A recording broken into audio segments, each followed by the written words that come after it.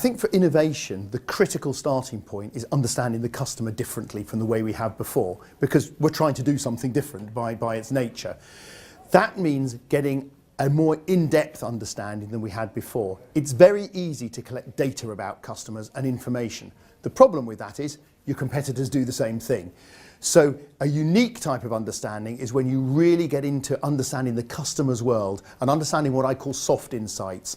What's it like to live in that customer's world? What language do they use? What are the problems that they face? Those kind of things are the key to most of the big innovations that I've seen.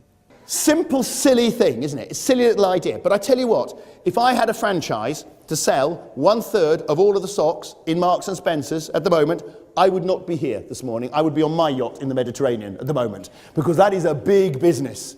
I think the big lesson that we've all got to learn for the platform for our innovation is understanding what customers care about, or more importantly, what they don't care about.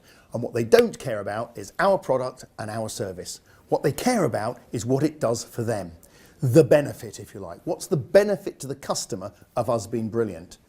And the reason that's important, not just for advertising and brochures, but actually the benefit itself can be used as the platform for innovation. So instead of starting with today's product and thinking, how do we make it better?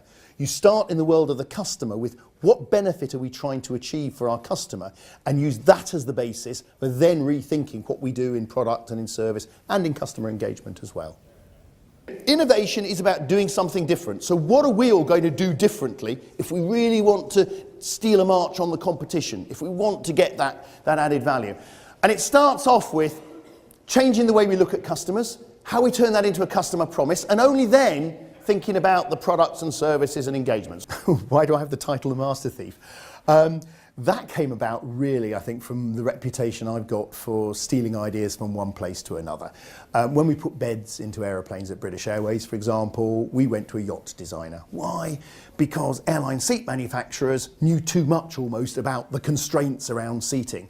Whereas a yacht designer, for them, this was just about luxury, but in a confined space. When I wanted to sort the queuing at Terminal 5, or Terminal 4 rather, at Heathrow, again, where do you go? Well, who's an expert on queuing? Disney.